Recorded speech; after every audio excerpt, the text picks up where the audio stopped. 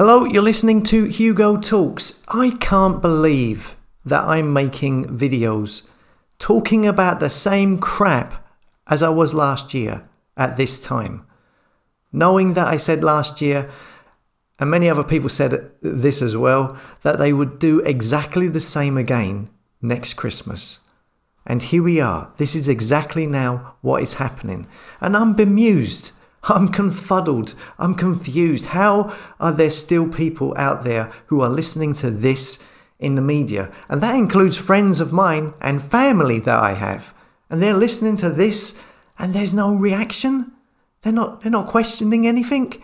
They're not going, hold on, we were told to get jabs for freedom back at the start of the year. We were told about a roadmap to freedom which was constantly changed, and a tin can was kicked down the road, just leading people along. And now 18 months later we are here with headlines like this, people being told about get your booster jab for your freedoms. Not that these clowns, these psycho puppet tyrants own your freedom, they just make out they do. You own your freedom, you are a sovereign being. They don't control your freedom at all. You collectively are in control.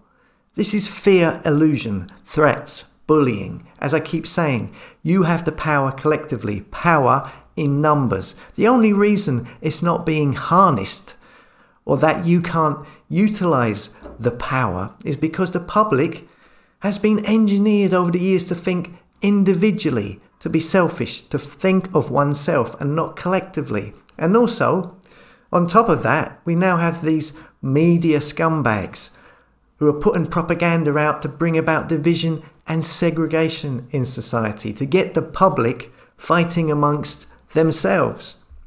I mean, look at a few weeks back. Look at that sham petrol crisis.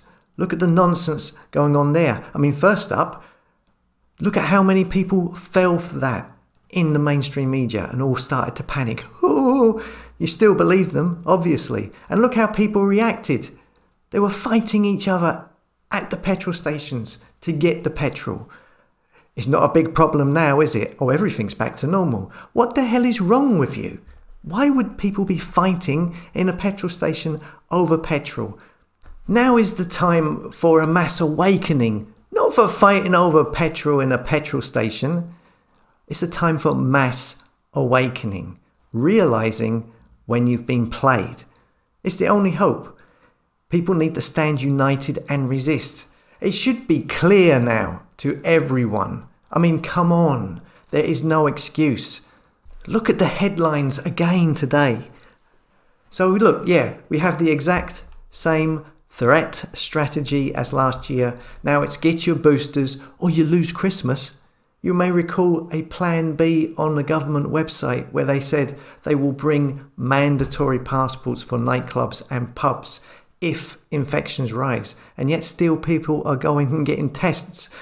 Well, they now have a plan C, just to make things that little bit worse, where they want to introduce rules on top of those to stop Christmas Day family meetups, which was exactly the same threat as last year. And that was at a time when there was no jabs.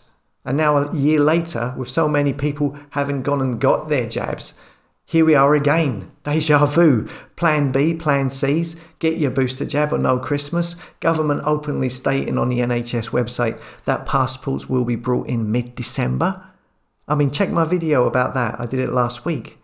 So you know that's going to happen. I mean, look at the mirror here. Nightmare before Christmas. Fears for Christmas Day meetups if households are banned from mixing under Plan C as COVID resurges. I mean, what am I in here? An episode? What are we all in? Are we in an episode of The Twilight Zone? Is this Groundhog Day that we've fallen into? This is the same report as a year ago. Everything the cabal, the government, promised since last Christmas, they have reneged on, clearly just leading the sheep on. And here we are back to square one, okay? Now, this is how Mr. and Mrs. Normal should be looking at this. And surely they must question, hold on, what's going on here? Surely they must be questioning this themselves now. I mean, we've also got here a report stating that 19 local authorities are getting extra support, as stated in the Plan B strategy, which means they're obviously going to bring that in. I don't know. I mean, I have family and friends who are still gobbling this nonsense up. And I say stuff to them and it's like they just don't want to listen. What is it with these people? They can't be that stupid. Are they afraid? Is that what it is? They don't want to face up to what is going on. You can't live your life pretending stuff is not happening when it is. These people need to wake up. Because we need these people. We need them to wake up. We need the majority on our side. That's the problem. How do we reach them?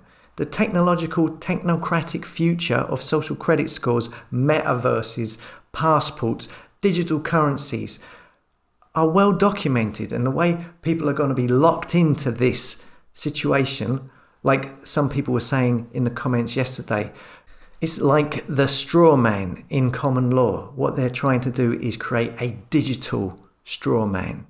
And the difference with this new version, this digital straw man, is that it will encompass every part of your life. It will be following you home. It will know what's in your fridge. It will know everything. So it can control you in every way.